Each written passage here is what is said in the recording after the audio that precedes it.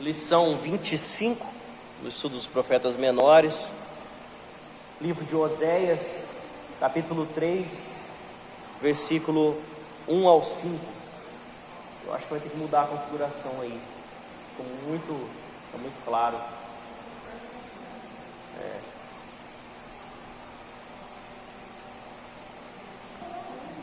Agora sim. Vamos à leitura do texto básico que a gente vai encontrar em Oséias 3, do 1 ao 5. Vamos lá. Eu não vou nem ler, pode os irmãos começando a ler aí.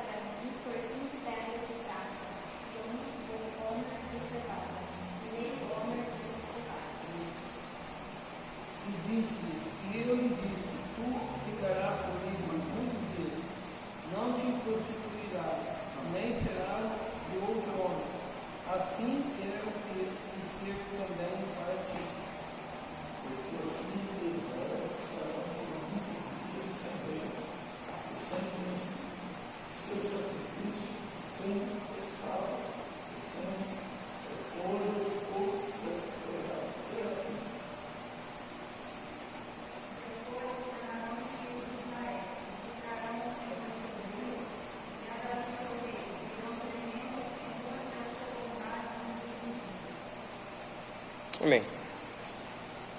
Então, esse aqui são poucos versículos para nós estarmos hoje, né? Então vai ser uma lição bem curta. Eu não quis prolongar porque se a gente entrar no outro capítulo, vai mudar de assunto. Então vamos fazer assunto por assunto para a gente entendendo aos poucos. Aqui, esse é um versículo, o qual aconteceu uma história muito engraçada. Eu estava comentando com o pastor lá no trabalho. O versículo 1 é uma coisa aqui que deu um problema, mas deu uma confusão séria. Por quê? Falta de interpretação de texto. Aqui é por causa de um acento que houve uma má interpretação. Naquela palavra que está ali, adúltera. A pessoa que leu adultera. Então eu vou ler para vocês como é que ficaria mudando esse acento, tirando esse acento, né? Vamos lá. Disse-me o Senhor, faz outra vez. Vai outra vez. Ama uma mulher amada de seu amigo e adultera. Do certo. Ama uma mulher amada de seu amigo e adúltera. Olha a diferença. O que significa adúltera? Uma pessoa que já comete adultério. Uma pessoa que já está em adultério. E adultera é uma ordem para você cometer adultério, né? E o que aconteceu com essa pessoa aí? Era um pastor, olha o bafafá, era um pastor, que ele trouxe uma profecia para uma irmã, ele falou para o casal, mulher casada, né, porque era mulher de seu amigo, falou para ela que Deus tinha dado para esse versículo para ele, e era para ele tomar a mulher do seu amigo e adulterar. Isso aí, internet, isso aí foi para televisão. E o jornalista falou assim, mas de onde que você tirou isso? Ah, mas olha, está aqui na Bíblia, Deus tinha falado para mim, assim como ele ia fazer na vida de Oséias, ia fazer na minha vida também, que era para eu tomar a mulher de um amigo, como Oséias fez, e adulterar com ela. Aí ele falou assim, onde está escrito? Aí ele leu, aí o repórter foi lê-la, ele leu na frente do repórter. Disse-me o Senhor, vai outra vez, ama uma mulher amada do seu amigo e adultera. Aí o repórter disse, não, peraí, está errado, aqui está escrito adúltera.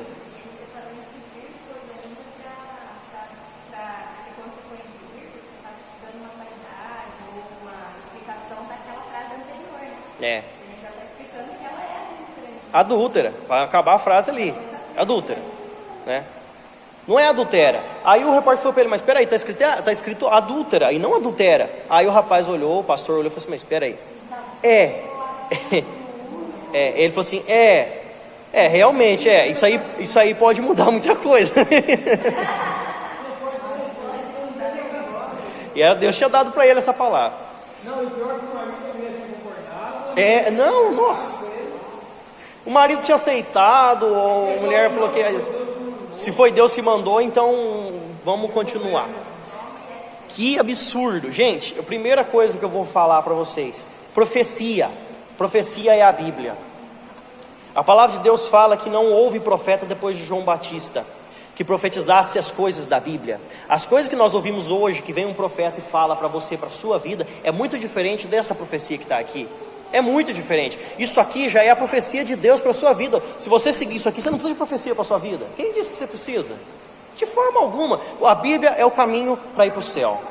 Você conhecendo a Bíblia, você conhecendo Cristo, você consegue chegar à vida eterna.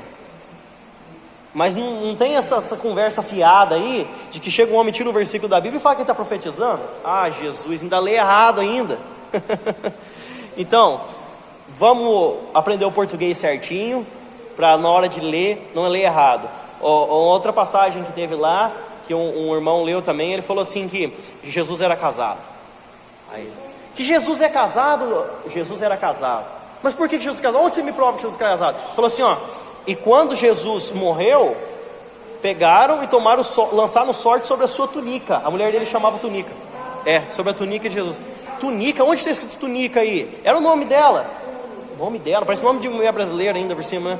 Bom, vamos lá ver. Achou lá o versículo. Lançaram sorte sobre a sua túnica. É túnica, é manto, é roupa, não é mulher. Então, o que é?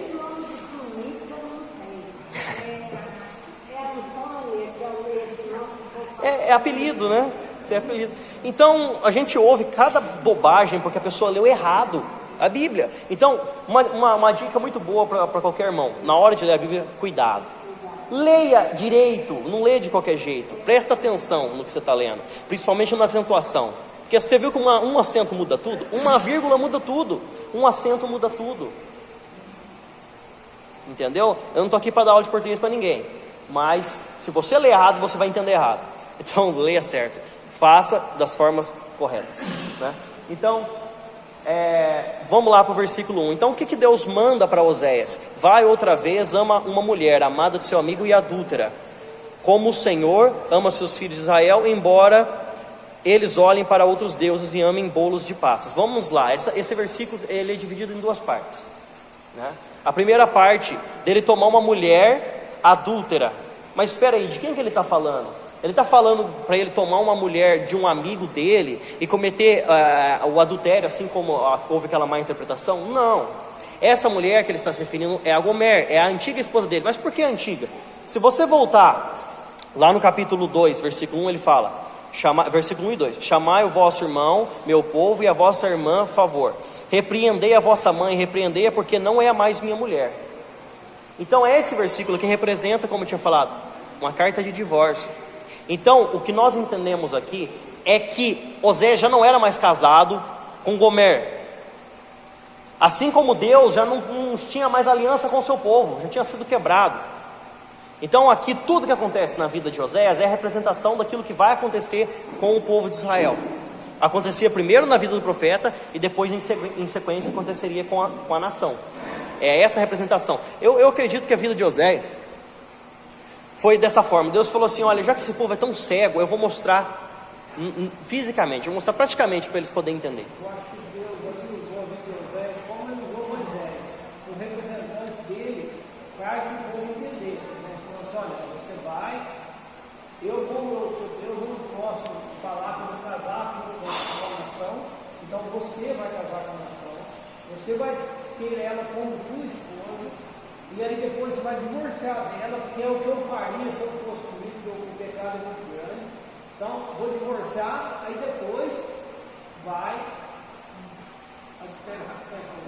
Então, aqui ele fala: vai, toma uma mulher amada do seu amigo e adúltera. Isso aqui é aceitar de volta a esposa adúltera, é perdoar ela do pecado, perdoar ela do adultério, né? E tomar de volta para si. Só que aí ele vai ensinar o que ele tem que fazer para poder tomar de volta essa mulher. Então esse primeiro versículo, essa primeira parte do versículo é isso: uma mulher amada de seu amigo. Por que amada de seu amigo? Amante, né? Com quem ela tinha cometido adultério. Ela estava cometendo adultério com uma outra pessoa. Então ele fala: vai, toma ela. Você não é mais casado com ela, mas você vai tomar ela de volta. Você vai possuir ela novamente para você, né? E você vai se casar com ela de novo. uma mulher amada de seu amigo e adúltera. Ela já estava no adultério, e ele tinha que aceitar ela de novo. Assim como o povo de Israel cometia adultério como Deus. Por isso que ele fala no versículo, na parte seguinte: como o Senhor ama os filhos de Israel, ou a esposa Israel, né, a nação, embora eles olhem para outros deuses. Da mesma forma que ela estava cometendo adultério com seus amantes, também Israel cometia adultério com seus ídolos. Então ele fala da mesma forma, ele compara aqui no mesmo versículo, né? Assim como, embora eles olhem para outros deuses e amem bolos de passas. Esse bolos de passas aqui, não é à toa que ele coloca essa figura, esse alimento ali. Porque ele era um alimento, ele era um tipo de oferenda oferecida aos deuses cananeus, a Baal. É um manjar, é uma oferta. Assim como lá em Israel também se oferecia alimentos a Deus, né? Ele oferecia lá o flor da farinha de trigo, né? Sacrifícios além de animais, também se oferecia alimentos, né? Se você voltar lá em Levíticos, em Números, você vai ver tudo isso aí, né? Você vai ver os sacrifícios que eram feitos com alimentos também, que era tudo oferta de agradecimento a Deus. Então eles preferiam oferecer os bolos de passas aos deuses cananeus, ao Baal, do que adorar o Senhor. Mas da mesma forma Deus tomaria de volta a nação para si. Agora a gente vai, isso aqui é como se ele estivesse falando uma coisa mais para frente, né, do que a gente vai ler em seguida agora. Então, pode passar, eu já comentei mesmo. Agora vamos lá, versículo 2, ele ensina como Oséias vai tomar sua esposa de volta. Vou ler: comprei-a, pois para mim, por 15 peças de prata e 1 homer e meio de cevada. Então, por que ele dá esse valor aqui, essa quantia aqui? Primeiro, uma vez que não era considerada a esposa de Oséias, já era divorciado, Gomer tinha de ser restaurada a essa posição pela prática costumeira da compra. Ele tinha que comprar a sua esposa de volta. Isso aí era como se comprar um escravo. Então uma mulher cometia adultério, uma mulher que era desonrada dessa forma, desonrasse o matrimônio, ela era considerada como uma escrava. E ela já era escrava de outra pessoa, então ele tinha que comprar de volta. Aí ele tinha que comprar de outra pessoa. Sim. Então ele foi comprar a sua esposa, a sua divorciada, a sua ex-mulher, para que ela voltasse a ser mulher dele. Mas o valor que ele atribui aqui, que Deus atribui, é interessante. Por quê? Porque o preço de um escravo daquela época era 30 peças de prata. Era 30 peças de prata, era em prata que se comprava. Mas ele fala: não, você vai comprar metade em prata e metade em cevada. Ainda vai dividir o valor aqui, né? Então ele fala: o preço de um escravo era 30 peças de prata, ou ciclos, né? Ao que parece, Oséias pagou metade em prata, em 15 ciclos, ou 172 gramas de prata, e metade em grãos, 1 gomer e meio de cevada, aproximadamente 330 litros de cevada. Então ele comprou a esposa dele com metade comida, metade prata, né? Feijão não, porque feijão provavelmente não cultivava lá. Provavelmente não. 330 litros. Então ele teve que atribuir um valor para Oséias comprar a escrava, a esposa de volta.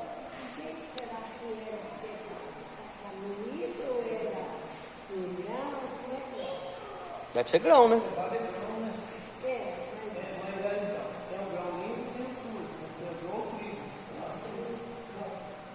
Eu não sei.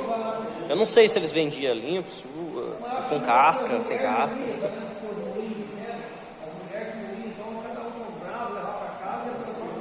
Acho que a própria pessoa comprava inteiro, né? Não tem necessidade. Então, aqui mais uma representação do quê? Por que ele fala para ele comprar a mulher dele, né, como escravo? Israel estava prestes a ser invadido pela Assíria, ia ser levado em cativeiro. O povo de Israel ia se tornar escravo. Então aqui você vai ver, né, nos próximos versículos, ele falando sobre isso, sobre a escravidão que esse povo enfrentaria.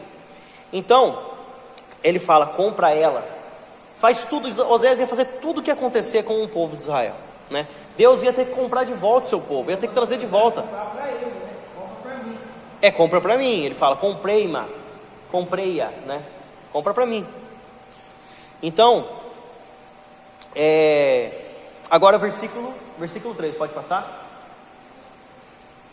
Esperar. Versículo 3.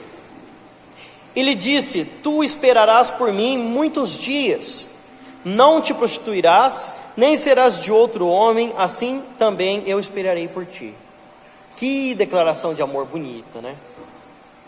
Parece um romance acontecendo aqui. Não, eu vou esperar por você, e você vai esperar por mim, e nós vamos esperar um pelo outro, você não vai cometer adultério mais, eu também vou estar esperando você passar todo esse tempo seu aí, e aí nós vamos nos encontrar. Ele está falando da época do cativeiro. Você não vai lá no cativeiro se prostituir mais, porque você não vai ter nem direito de adorar os outros deuses lá. É isso que ele está falando aqui, né? Parece até uma declaração de amor isso aqui. Eles iam esperar todo o tempo no cativeiro sem nem buscar Deus, nem buscar outros deuses. Ele fala: olha, vocês não te prostituirás, não serás de outro homem, assim também eu esperarei por ti. Isso aí também aconteceu com a esposa de Oséias, né?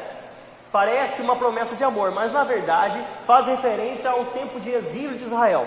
Logo ela seria invadida e não adoraria a nenhum deus do cativeiro.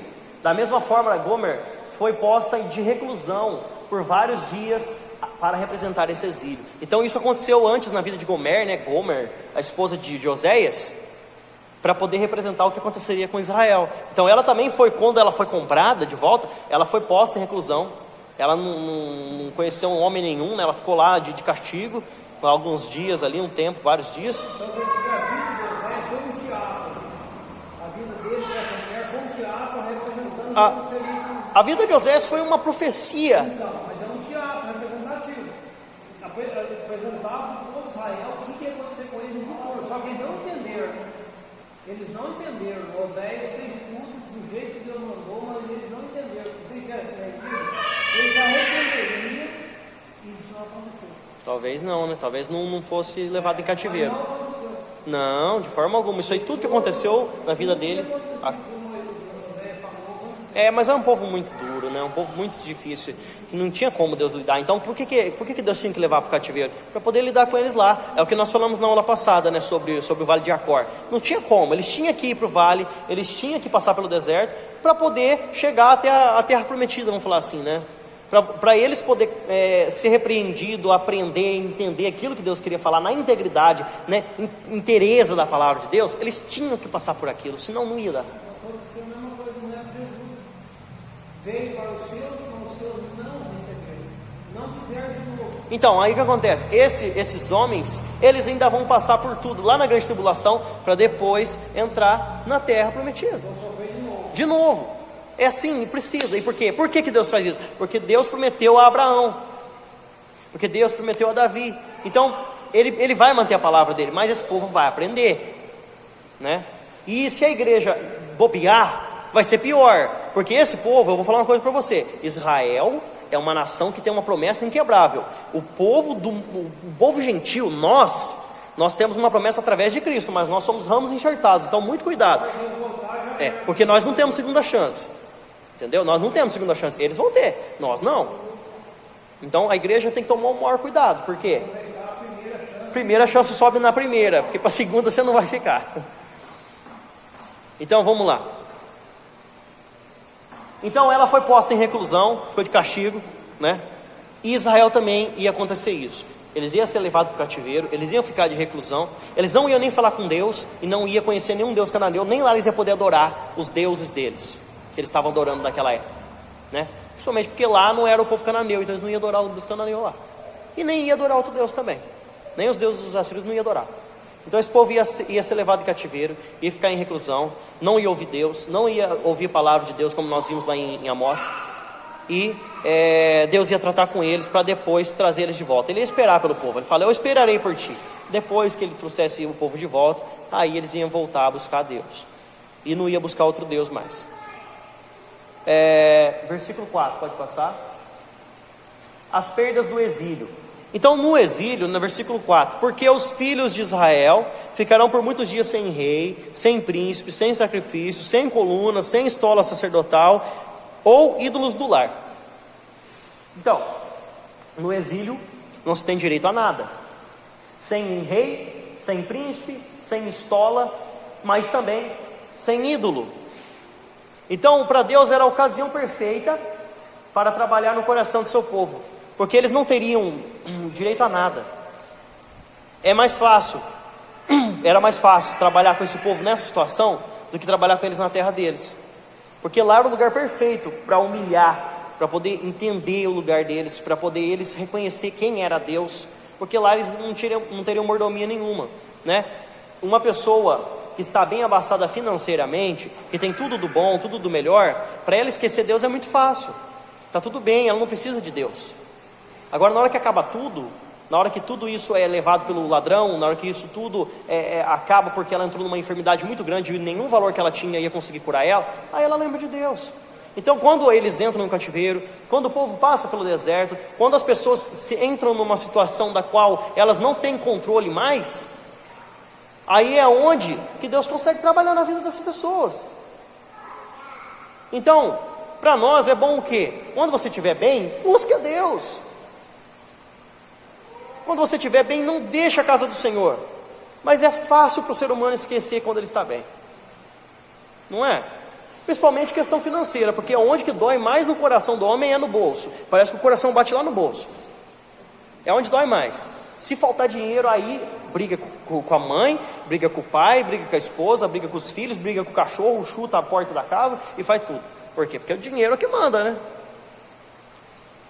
Aí se a pessoa ficar doente, gasta tudo o dinheiro que ela tem e não consegue se curar, e disso nada vale, porque a nossa vida é assim, um sopro.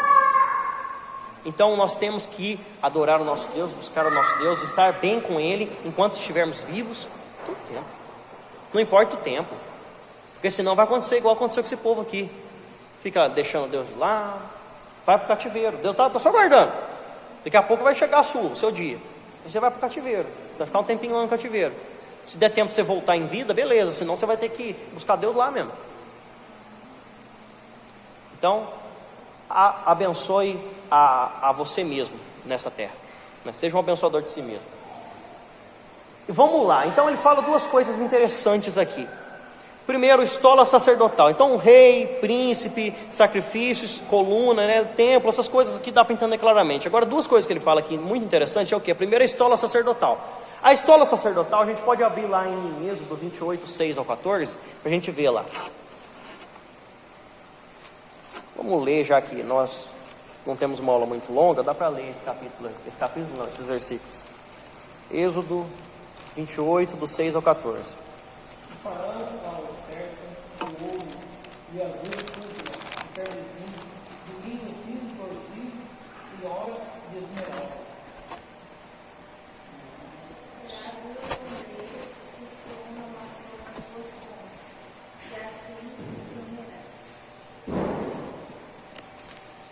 Oito?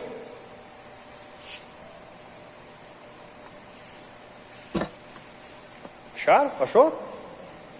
Eu vou ler então. E o cinto de obra de esmeralda que estará sobre a estola sacerdotal será de obra igual, da mesma obra de ouro, de estofa azul e púrpura e carmesim e linho fino retorcido. 9? Isso.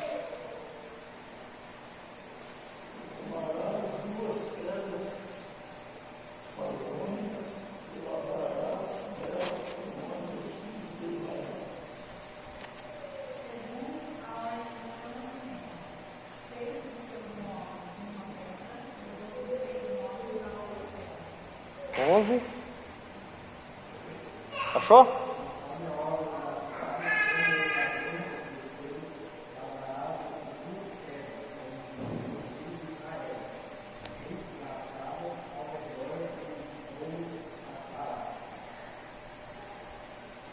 Doze? Pode ler. Achou? E coloca as duas ombreiras, as duas pedras das ombreiras de mestre por dentro de memória para os filhos de Israel, e Arão levará o seu nome sobre os ombros e os seus ombros para a memória diante do Senhor.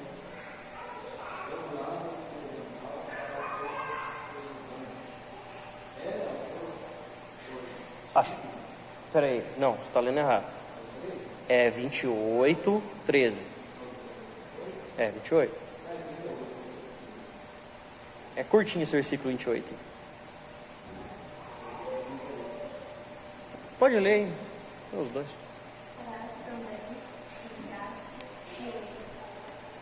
Pode ler. 14.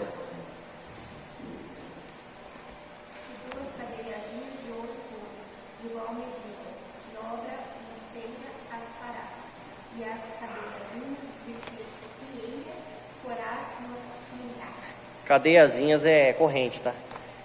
Então, ele falou ali éfode, né? Éfode e estola sacerdotal é a mesma coisa, tá? Então, o éfode ou a estola sacerdotal, você viu quantos detalhes que ela tinha? Esse manto, né? A estola sacerdotal, ela era um colete, né? Que era posto sobre o corpo, assim. E todo aquele vestido, né? Que era um vestido, um colete, tinha um castiçal, tinha uma touca, né? Grande, eu esqueci o nome daquilo lá. Então, a estola sacerdotal, ela era colocada sobre o homem que era o sumo sacerdote, né? Era uma pessoa só que usava essa estola sacerdotal. Era ele que fazia o sacrifício supremo anualmente pelo povo, né? Para Deus, uma vez no ano. E era ele que tomava conta do templo, era ele que regia tudo ali. Então, Arão, né? Ele era o sumo sacerdote e depois ele passaria aos seus filhos. Então, é assim. Um homem só usava essa estola, isso aí. Ele era um sinal de riqueza diante de Deus, né?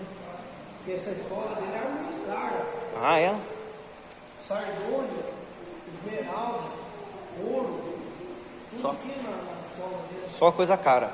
Então, isso aí, né? É uma das partes da vestimenta do sumo sacerdote.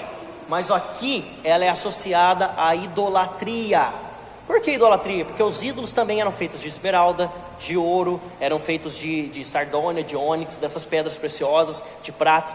Então aqui ele fala: porque os seus filhos ficarão muitos dias sem rei, sem príncipe, sem sacrifício, sem coluna, sem estola sacerdotal ou ídolos do lar. Então quando ele fala ídolos do lar e a estola sacerdotal, ele está se referindo tudo à idolatria. Porque eles usavam essas coisas para a idolatria. Eles não estavam usando para adorar a Deus. Então aquilo era símbolo da idolatria que estava no meio deles, né? A estola sacerdotal, que era para adorar a Deus pela vida do sumo sacerdote, estava sendo usado para a idolatria dos deuses cananeus. Então, ídolos do lar. Alguém abre lá em Gênesis 31, 19.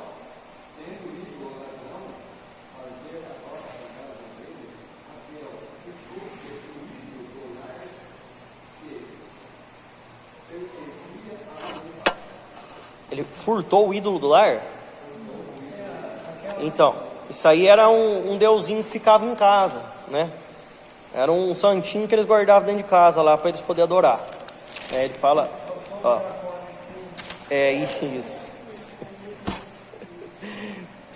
Tendo ido Labão, fazer a tosquia das ovelhas, Raquel furtou os ídolos do lar de Labão, né? Pertencia ao seu pai. Ela levou embora. Pode passar? É engraçado essa cena, né? Ainda roubou o santinho da casa dele.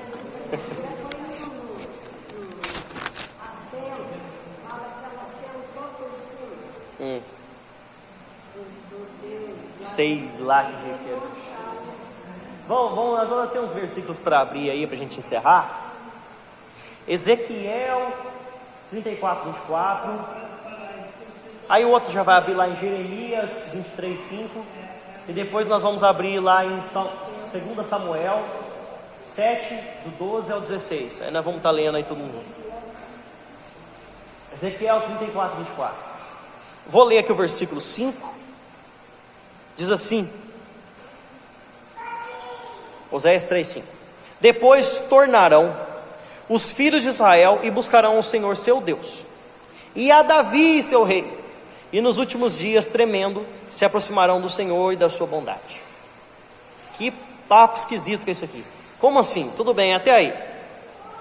Tornarão os filhos de Israel, sairão do cativeiro, buscarão ao Senhor seu Deus e a Davi seu... Mas que negócio de Davi, gente? Davi já tinha morrido faz uns 200 anos ou mais, né? Faz tempo. Faz tempo que ele tinha morrido já. Então, na verdade, quem é esse Davi que ele está referindo aqui? Vamos lá. Ezequiel 34, 24. Quem achou pode ler. Alguém achou?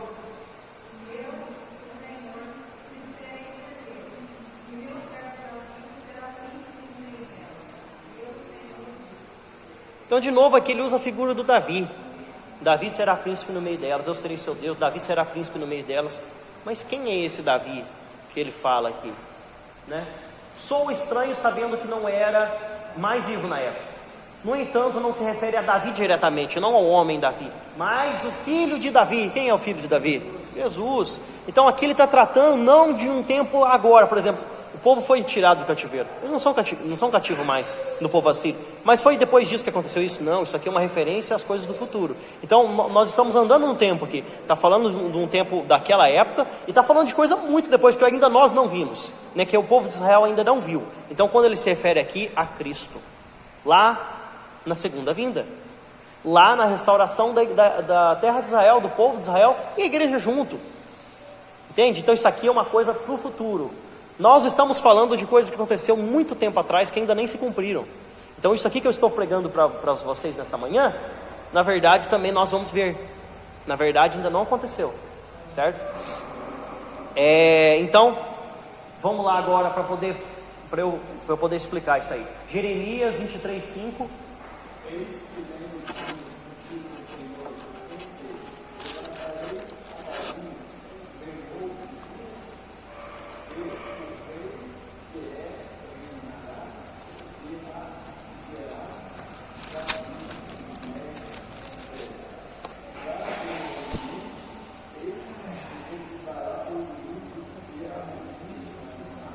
Então ele levantará de Davi um descendente que fará isso, né?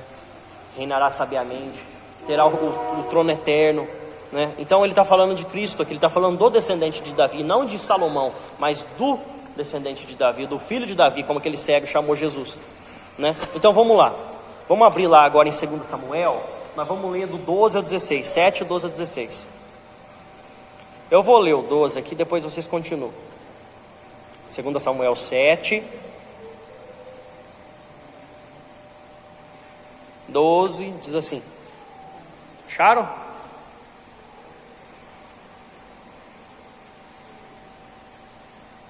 Segundo livro de Samuel 7, 12 ao 16. Vou lá.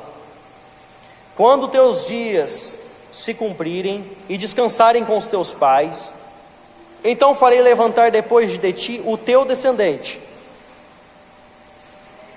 Pode ler?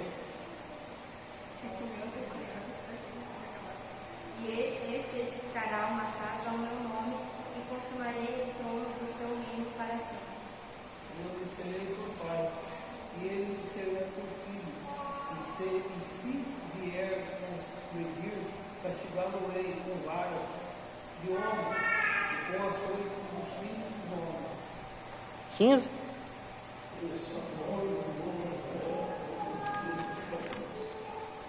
Não, versículo 15. 2 Samuel 7.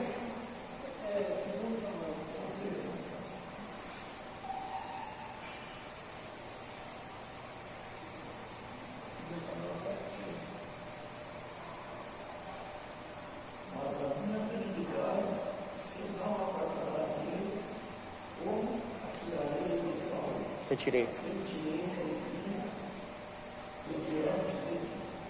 16.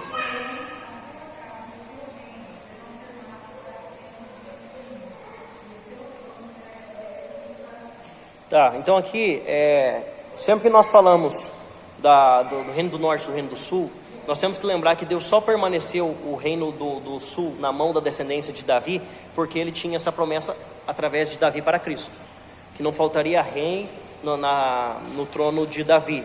Então ele deixou 2 tribos só para poder manter a promessa dele. Mas Israel também avacalhou muito por causa de Jeroboão II, e aí desandou tudo. Não foi só Judá, não foi só Roboão, filho de Salomão, mas também ao outro lado também. Aí caiu todo mundo, né? Foi uma vergonha só. Então Israel, nessa situação que nós estamos lendo aqui, estava pior do que Judá, porque tanto é que Judá não foi invadido, Judá não foi levado em cativeiro, ficou separado o reino do sul, mas o reino do norte foi, porque Deus fala que ele preservou Jerusalém, né? Na hora que veio a invasão assíria, mas o reino do norte foi levado. né? Então aqui estava pior do que dessa época aqui. Então, aqui ele está falando de Jesus. Ele fala, olha lá, que quando os seus dias se cumprirem, Samuel falando para Davi, quando os seus dias se cumprirem, se for descansar com seus pais, eu vou levantar de você um descendente, né? Depois que você for, eu vou levantar de você um descendente. Esse vai reinar eternamente, o trono dele vai permanecer para sempre, né? Então ele fala aqui das qualidades, fala aqui do que vai acontecer, né? Então aqui nós estamos falando de Jesus. Então lá em Oséias 3:5, ele está falando de Jesus, quando ele fala que depois tornarão os filhos de Israel e buscarão o Senhor seu Deus e a Davi seu rei. Então esse Davi seu rei, na verdade, é uma referência ao Messias, a Cristo, né? No reino vindouro, tá certo? Então pode passar, eu acho que aqui encerra. Encerra. Nessa época que esse povo de Israel, ficar em Israel, cometeram adultério também, casando com pessoas de outros países que vieram para Israel, né? Porque quando eles voltaram para Israel, fala que tinha muita gente mestiça no meio do povo de Israel, ficou. Fica, né? Aí misturaram tudo. Tudo isso virou bagunça, né? Fala que tem um profeta que veio lá, não lembro qual que é o profeta, aquele que reedificou a cidade, Neemias, Esdras.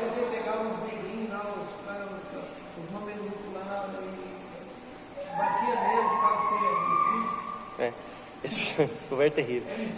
Então, é importante a gente entender então que quando ele fala dessa restauração aqui, ele não está falando logo após o cativeiro, ele está falando de coisa que ainda não aconteceu, né? Ele fala que eles vão buscar a Deus, que eles vão deixar as coisas, que eles não vão se prostituir mais, porque Israel ainda se prostitui com idolatria, o povo de Deus ainda se prostitui com idolatria. Não é como aqui no versículo 3 que ele fala: e esperarás por mim muitos dias e não te prostituirás, porque depois disso eles saíram, eles adoraram outros deuses, eles foram levados cativeiro de novo, teve outras invasões, teve muito problema, e eles ainda continuam nesse pecado diante de Deus. Então isso aqui, tudo que a gente está vendo, ainda vai acontecer, certo? Essas outras coisas já aconteceram, a invasão já aconteceu, né? Um tempo para eles, né? Um tempo de paz agora, porque não tem quase guerra lá em Israel, não tem cativeiro agora, porque a ONU liberou o país para ser um país, né?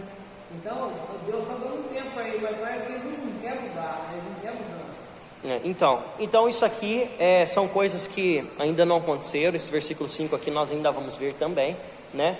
Então isso tudo esteja vivo nas nossas mentes, para não pensar que isso aqui é uma coisa do passado. Isso aqui é uma coisa que está acontecendo, uma coisa que ainda vai acontecer. Se nós pensar certo? bem, olha, pensa bem, começa a colocar na mente esse tempo que Jesus deu a graça para os gentios, também está sendo um tempo de paz para Israel. Agora, a hora que a coisa apertar mesmo do lado gentil, vai apertar para eles também, porque daí Jesus volta, leva a igreja, aí é a hora da tribulação deles. Então, Deus está dando um tempo para eles, mas acontece que eles não mudam. Eles continuam fazendo as coisas erradas. O mundo continua no erro e Israel também. Israel era para ser um exemplo, era para mudar. Depois de tudo que passou na Segunda Guerra Mundial, era para eles voltar para Deus e temer a Deus de todo o coração e mudar de vida. Então, mas é por causa de Jesus, porque falou que enquanto a graça estiver aberta, eles ficam cegos, encurvados e não vê as coisas acontecer. Eles não veem, eles não reconhecem o erro deles, eles não reconhecem Jesus como Senhor, porque está na graça, verdinha ainda. Está no tempo para nós. A hora que acabar esse tempo, aí eles vão reconhecer. Certo. Bom, então fica essa aula aí. Próxima lição nós vamos estar lá para o capítulo 4. Vamos ver se dá para fazer o capítulo todo. Se não der, a gente divide ele. Certo? Deus abençoe cada um de nós nessa manhã de domingo. E a paz de Cristo